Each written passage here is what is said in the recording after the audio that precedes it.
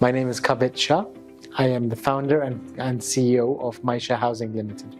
We started conceptualizing this project way back in 2020, and the whole aim and purpose of this development was to create very good quality housing units at a very good price.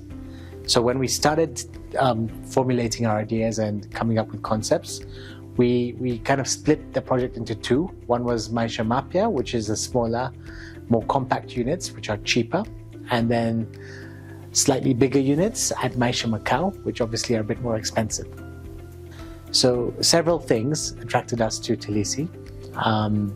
Number one is the location. It is basically 25 kilometers from Westlands and the CBD, and we thought this would be very nice because it's away from the hustle and bustle, but still close enough to commute every day. And also all the infrastructure that Tilisi were putting up would really support us as a development and what we were striving to achieve. And lastly, I think the master plan was very, very attractive to us. So really Tilisi is a place where people can live, work and play. People can live here, they work at the logistics park, send their kids to school at Tilisi, and also shop and go to the hospital here if needed.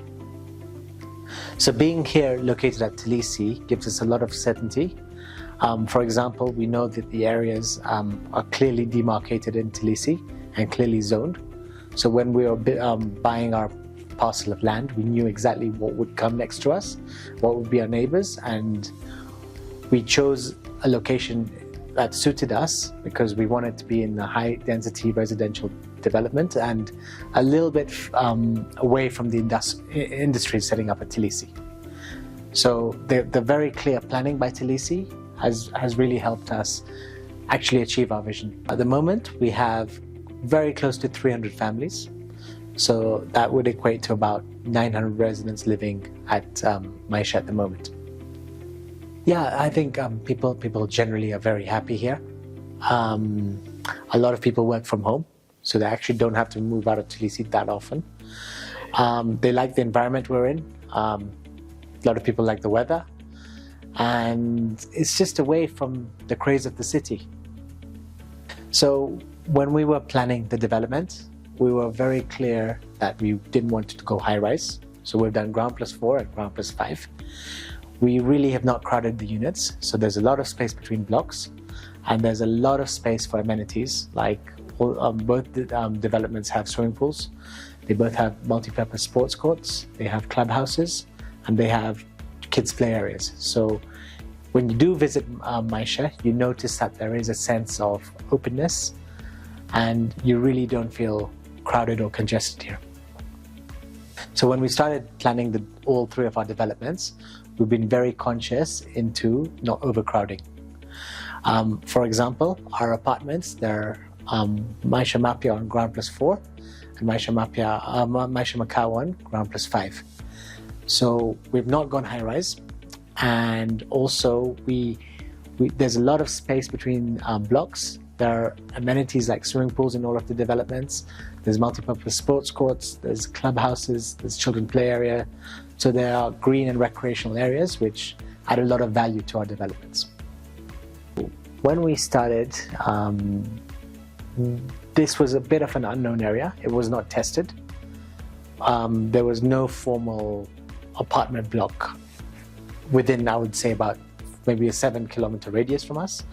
So it was a bit of an unknown, and it was a bit of a risk at that time. When we launched, we sold quite a few units in the first 3 months, and basically all our fears were gone from that moment. And the first resident moved in 2023, and it's been flourishing since. So we are very close to hitting 500 sales. Actually, this month we should hit our 500th sale, and I think that's a massive milestone for us. But I think probably the most important milestone was handing over our first unit. This was in June 2023, and giving the homeowner the keys and passing on the unit to him was a very, very satisfying and rewarding experience. he actually came to live there within a month, and he was the first resident to live here. I think that was a very, very significant point for us. Firstly, all the infrastructure is done really well. There are very wide roads, large carriageways, big road reserves, the footpaths. There's a lot of landscaping within the road reserves.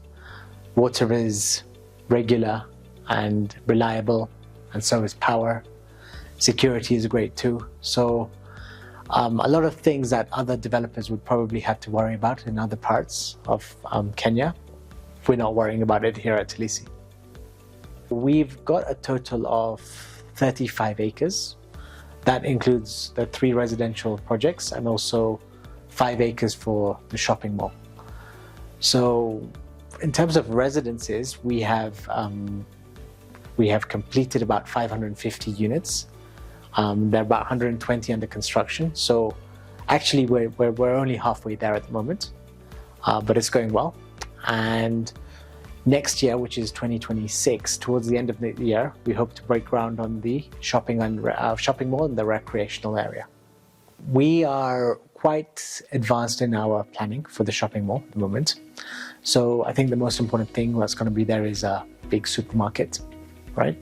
So we're looking at about 10,000 square foot supermarket, and that's going to be supported by lots of food outlets, and then line shops for essentials. Yeah, we are also adding a whole 1 acre of recreational. So there's going to be lots of different sports. So at the moment we're planning football, basketball, paddle, and squash. So I would say Tilisi has been de-risked. Yeah, so Tilisi started construction on the roads in 2017. I think they finished the first phase of infrastructure in 2019. Since then, I know there are more than 350 families living there at the moment. They've also sold a lot of land to industrial players, and that is pretty much sold out. There are 25 plus businesses working at Tilisi at the moment. And I know Tilisi have sold land to a school which is operational at the moment, and also sold land for a hospital, and we're going to be building a shopping mall. So they are delivering what they said, and it's great to be here. So through Maisha, we're helping Tilisi bring life to the project. You walk around, you see so much activity happening within the developments. As I said, we've got close to 300 families living with us at the moment, and each year that's going to keep rising. So I think in terms of how we're helping Tilisi contribute is to bring a lot of tangible life within the development.